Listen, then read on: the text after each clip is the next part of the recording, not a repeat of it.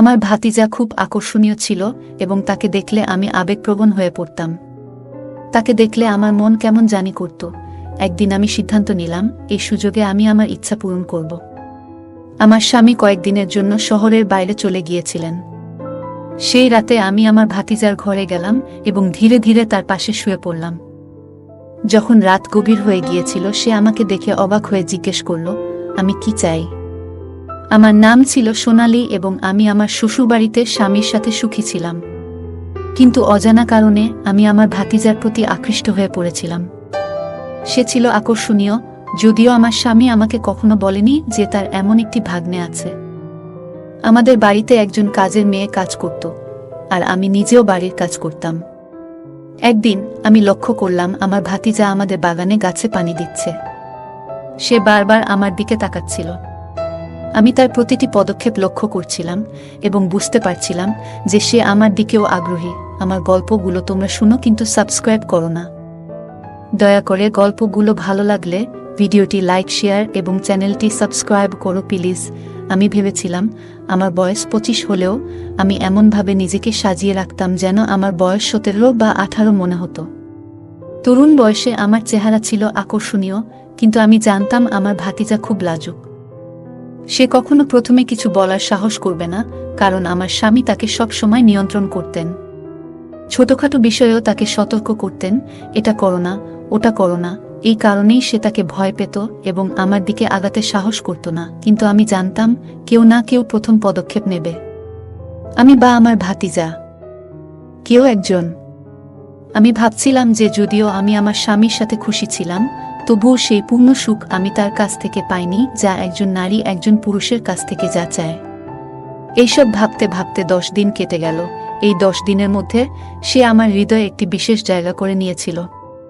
তার কথা বলার ধরন ছিল অত্যন্ত সুন্দর। সে খুব মধুর সুরে আমার সাথে কথা বলতো। অন্যদিকে আমার স্বামী আমার সাথে সবসময় কঠিন ভাষায় কথা বলতেন, যা আমাকে কষ্ট দিত। তবে আমার ভাতিজা সুনীল আমার সাথে খুব ভদ্রভাবে কথা বলতো, আমাকে সম্মান করত। সুনীলের প্রতি আমার মনোযোগ বৃদ্ধি পাচ্ছিল এবং আমি অনুভব করছিলাম যে তার প্রতি আমার আকর্ষণ বাড়ছে। আমি এ বিষয়ে কাউকে বলতে চেয়েছিলাম, কিন্তু জানতাম যে বললে সমস্যার সৃষ্টি হতে পারে। আমি যদি কাউকে বলতাম, তারা আমার সম্পর্কে অপবাদ ছড়াতো এবং আমার স্বামীও আমাকে ছেড়ে দিতে পারত। তাই আমি এটি গোপন রেখেছিলাম, কিন্তু আমার হৃদয় তখন আমার ভাতিজার জন্য ব্যাকুল ছিল। একদিন আমি সিদ্ধান্ত নিলাম যে সেই রাত আমি তার সাথে কাটাবো। আমার স্বামী কাজে বাইরে যাচ্ছিলেন আর আমি খাবার তৈরি করে দ্রুত খেয়ে নিলাম। রাত গভীর হলে আমি ধীরে ধীরে তার রুমের দিকে এগোলাম। আমার হৃদস্পন্দন দ্রুত হচ্ছিল, কিন্তু আমি থামিনি। দরজা খুলে ভেতরে ঢুকলাম এবং তার পাশে শুয়ে পড়লাম। আমার হাত তার বুকে রেখে আমি চাদর সরালাম এবং তখনই আমার মাথা ঘুরে গেল। এটা আমার ভাতিজা ছিল না, আমি প্রথমে খুব খুশি ছিলাম, কারণ আমার স্বামী সবসময় আমার যত্ন নিতেন। কিন্তু সেই রাতে সবকিছু বদলে গেল। তার কিছু আচরণ ছিল খারাপ। তিনি মাঝে মাঝে আমার সাথে খুব রুডভাবে কথা বলতেন, যা আমার খারাপ লাগত। আমি পরিবারের একমাত্র মেয়ে ছিলাম যে স্নাতক পর্যন্ত পড়াশোনা করেছে, কারণ আমাদের গ্রামে মেয়েদের বেশি পড়তে দেয়া হতো না। তবে আমার বাবা মা আমাকে স্নাতক পর্যন্ত পড়াতে উৎসাহিত করেছিলেন। আমি আশা করেছিলাম যে যার সাথে আমি বিয়ে করব সে শিক্ষিত হবে, কিন্তু দুর্ভাগ্যবশত আমার স্বামী তেমন শিক্ষিত ছিলেন না। তবে তার ধনসম্পদ দেখে আমার বাবা মা আমাকে তার সাথে বিয়ে দিলেন। আমাদের শ্বশুরবাড়ি ছিল খুব বড় এবং আমার আরামের জন্য আমার স্বামী গ্রামে একটি বড় বাড়ি তৈরি করেছিলেন, যেখানে আমরা থাকতাম। আমি নিজেই সব কাজ করতাম, কিন্তু সময়ের সাথে সাথে আমি ক্লান্ত হয়ে পড়লাম এবং আমার স্বামীর কাছে অনেকবার অভিযোগ করতাম। আমি বলতাম, এত বড় বাড়ির সব কাজ আমি একা করতে পারবো না। আপনি একজন সহকারী নিয়োগ করতে পারেন যে আমার কাজে সাহায্য করবে। কিন্তু তিনি সবসময় বলতেন, এর দরকার নেই, তুমি এত সুন্দর যে আমি চাই না তুমি অন্যের সাহায্য নাও। এজন্যই তোমাকে আমার পরিবারের কাছ থেকে দূরে এনেছি। তার এই কথাগুলো মাঝে মাঝে আমার মন খারাপ করত, কিন্তু আমি জানতাম এটাও ছিল ভালোবাসার একটি ধরন। হ্যাঁ, আমার স্বামী আমাকে গভীরভাবে ভালোবাসতেন এবং আমাকে সবসময় কাছে রাখতে চাইতেন। কিন্তু তার কথা বলার ধরন এবং আচরণের কারণে আমি তাকে তেমন ভালোবাসতে পারতাম না। আমি অনেকবার বলেছি যে তিনি তার কথা বলার ধরন পরিবর্তন করা উচিত, কিন্তু তিনি কোনো গুরুত্ব দিতেন না। ছোটবেলা থেকেই তিনি এমন পরিবেশে বড় হয়েছেন যেখানে অর্থ উপার্জনের প্রতি বেশি মনোযোগ দেওয়া হতো। সময় চলে গেল এবং আমি ঘরের কাজ করতে করতে ক্লান্ত হয়ে পড়লাম। আমার স্বাস্থ্যও ভালো ছিল না। অবশেষে তারা আমার জন্য একটি কাজের মেয়েকে নিয়োগ করল। দিনমজুর মহিলার সাথে আমার খুব ভালো সম্পর্ক ছিল। আমরা সারাদিন হাসিঠাট্টা করতাম। তিনি আমার স্বামী আসার আগে তার বাড়িতে চলে যেতেন। তবে একদিন আমার স্বামী একটি অদ্ভুত কাজ করলেন যা দেখে আমি হতবাক হয়ে গেলাম। আমাদের বাড়িতে একটি 18 বছরের ছেলেকে নিয়োগ করা হলো, যে বাগানে পানি দিত, ঘর ঝাড়ু দিত এবং বাইরে থেকে জিনিস আনত। আমি অবাক হয়ে গেলাম, কারণ আমার স্বামী সাধারণত কাউকে বাড়িতে রাখতেন না। আমি জানতে চাইলাম কেন এই ছেলে এখানে আছে। কিন্তু আমার স্বামী বললেন, তুমি ক্লান্ত হয়ে পড়ছ, তাই আমি চাই এই ছেলে তোমাকে সাহায্য করুক। আমি অবাক হলাম যখন শুনলাম সেই ছেলেটি আমার স্বামীকে মামাজি বলে ডাকছে। তখন আমি বুঝতে পারলাম তিনি আমার স্বামীর ভাইপো। আমার স্বামী তাকে বাড়ির কাজে নিয়োগ দিয়েছেন। এই পরিস্থিতি দেখে আমি ভাবলাম, আমার স্বামী হয়তো আমার প্রতি সন্দেহ করছেন এবং আমার চরিত্র পরীক্ষা করতে চান। এটি ছিল তার এক বন্ধুর পরিকল্পনা, যিনি তার মতোই অশিক্ষিত ছিলেন।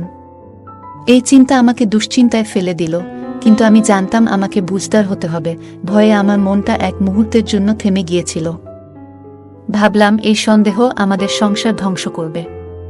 তবে আমার স্বামীর আচরণ আমাকে বলেছিল যে এটি সেরকম নয়, তিনি কেবল সাহায্য করতে চেয়েছিলেন। 4 দিন ধরে সেই ছেলেটি আমাদের বাড়িতে কাজ করছিল, কিন্তু আমি এখনো তার সাথে দেখা করিনি।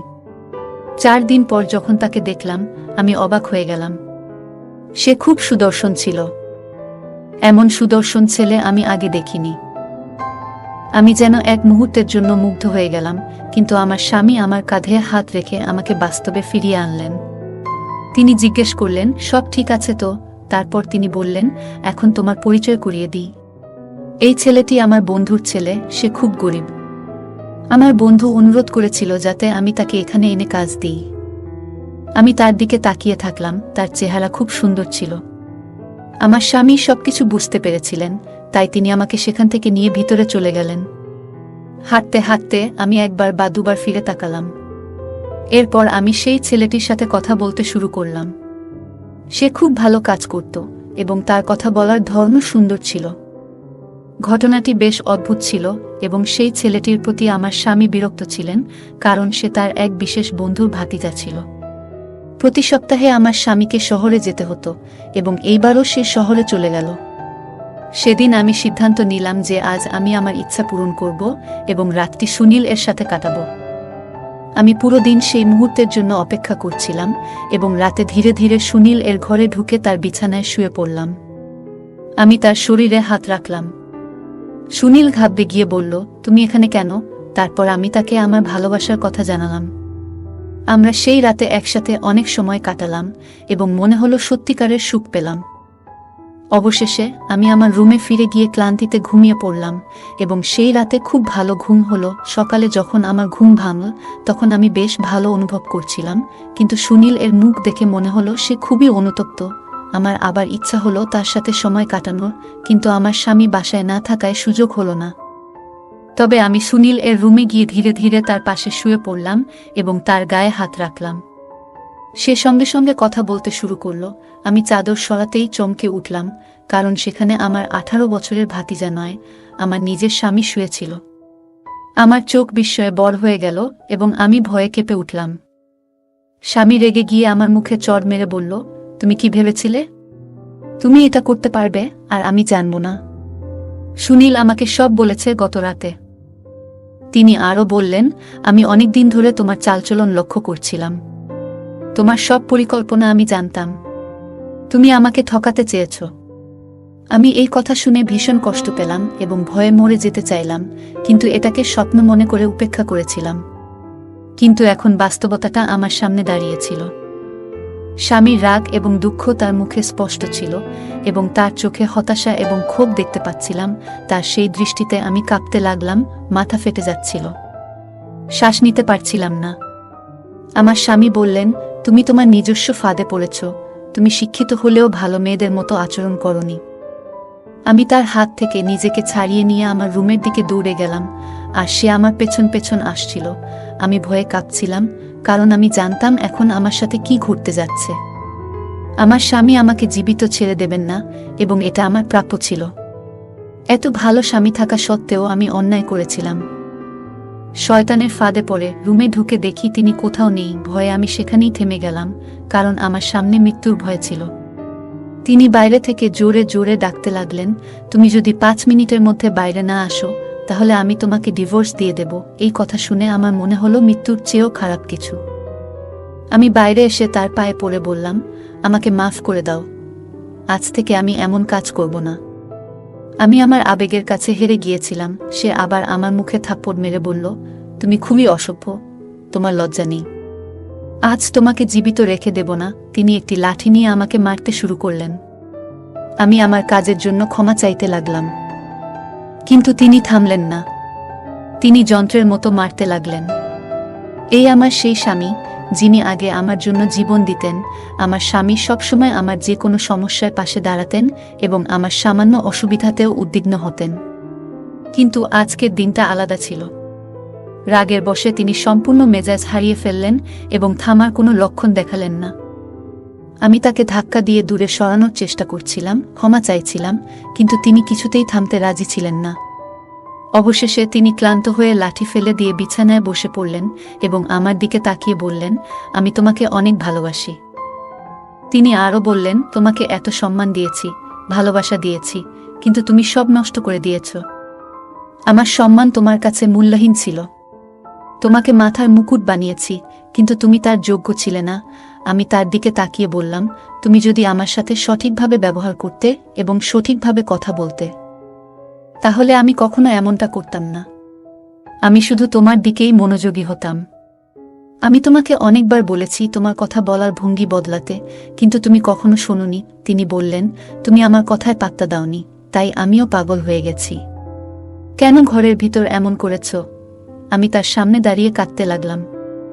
তিনি বিষণ্ণ চোখে তাকিয়ে বললেন, আমি তোমাকে এত সম্মান দিয়েছি, এত ভালোবাসা দিয়েছি, আর তুমি আমাকে এই শিক্ষা দিয়েছ যে আমার অনুপস্থিতিতে তুমি অন্য কারোর সাথে ঘুমাতে পারো। আমি তার দিকে তাকিয়ে বললাম, এর জন্য তুমিও দায়ী। তুমি যদি আমাকে সঠিকভাবে ভালোবাসতে, আমি কখনো এমনটা করতাম না। আমি তোমাকে একটা সুযোগ দিয়েছিলাম। প্রথম 2-3 দিন সব ঠিকঠাক ছিল, কিন্তু তারপর তুমি অনেক দিন আমার থেকে দূরে থাকলে, আমাকে ঠিকমতো সময় দিলে না।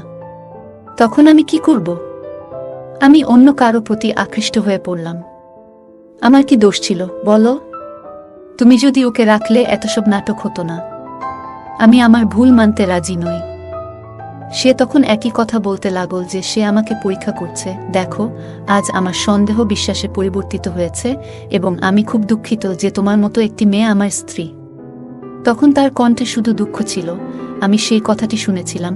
আমার আফসোস ছিল যে আমার স্বামী আমাকে এত ভালোবাসলেও আমি তাকে ঠকাতে চেয়েছিলাম, কিন্তু আমি আমার ইচ্ছার কাছে হার মানতে বাধ্য হয়েছিলাম। এখন আমি কি বলবো? আমার স্বামী হঠাৎ রেগে গিয়ে মুখ লাল করে উঠে দাঁড়ালেন এবং আমার হাত ধরে কাছে নিয়ে এসে বললেন, আমি আর তোমার সাথে থাকতে পারবো না। কারণ যখনই তোমার মুখ দেখি, তোমার এই খারাপ কাজটা আমার মনে পড়ে। এই কষ্ট আমি সহ্য করতে পারি না। তিনি বললেন, আমি সহ্য করেছি, কিন্তু এখন আর এই কষ্ট সহ্য করতে পারি না। একজন পুরুষের সবকিছু সহ্য করতে পারি না, তাই আজ আমি তোমাকে তালাক দিয়েছি। এই কথা শুনে আমি যেন পাথরের মূর্তির মতো দাঁড়িয়ে রইলাম। 3 দিন আগে আমার জীবন সুখে পরিপূর্ণ ছিল। আজ আমি সম্পূর্ণ অসহায় হয়ে মাটিতে পড়ে গিয়েছিলাম। আমার স্বামী আমাকে এমন জোরে ধাক্কা দিয়ে মাটিতে ফেলে দিয়েছিল যেভাবে আমি প্রতিদিন নিজেকে তুলে দাঁড়াতাম। যদিও এটি আমার জন্য একেবারেই ঠিক ছিল না, কারণ আমি অন্য কারো প্রতি আকৃষ্ট হয়ে পড়েছিলাম। আমার স্বামীর অনুপস্থিতিতে আমি এসব করছিলাম। কিন্তু এখন আমার কান্নার কারণ হয়ে দাঁড়িয়েছে আমার চরিত্রের দাগ। আমি উঠে আমার জিনিসপত্র গুছিয়ে মায়ের বাড়িতে চলে এলাম, কিন্তু সেখানেও শান্তি পাইনি। আমার স্বামী আমার পরিবারের সবাইকে সব জানিয়ে দিয়েছিল, যার ফলে আমার মা, ভাই এবং ফুফু সবাই আমার সাথে খারাপ ব্যবহার করতে শুরু করল। একসময় আমি আমার স্বামীর ঘরের রানী ছিলাম, কিন্তু আজ আমার একটি ভুল আমার জীবনকে নষ্ট করে দিয়েছে। যারা আমাকে একসময় সম্মানের চোখে দেখত, তারা এখন ঘৃণার চোখে দেখে। আমি এতটাই লজ্জিত যে নিজের নামও মনে করতে পারছি না। মনে হচ্ছিল এখন আমার বেঁচে থাকার কোনো অধিকার নেই। বারবার সেই ছেলেটির কথা ভাবতে লাগলাম, যে আমাদের বাড়িতে না এলে হয়তো এই ভুলটা কখনোই ঘটত না। এখন আমি আমার বাবা মায়ের বাড়িতে কাজের মেয়ের মতো জীবন কাটাচ্ছি, কিন্তু আজও আমার ইচ্ছা আমাকে এভাবে বাঁচতে বাধ্য করেছে। মেয়েদের বিয়ের পর শ্বশুরবাড়ির লোকদের সম্মান করা তাদের কর্তব্য হয়ে দাঁড়ায়, কিন্তু একই মেয়ে যখন তার স্বামীর সম্মান নষ্ট করে, তখন সে সেই ঘরের জন্য অভিশাপ হয়ে দাঁড়ায়। তাই বিবাহিত মেয়েদের সবসময় তাদের স্বামীর সম্মান রক্ষা করা উচিত, কারণ বিয়ের পর তারা সম্পূর্ণ অপরিচিত পরিবেশে চলে আসে। গল্পটা কেমন লাগলো জানাতে ভুলবে না। আরও মজার মজার রোমান্টিক গল্প শুনতে চাইলে ভিডিওটি লাইক, শেয়ার এবং চ্যানেলটি সাবস্ক্রাইব করতে এবং বেল আইকনটি টিপতে ভুলবে না। ধন্যবাদ।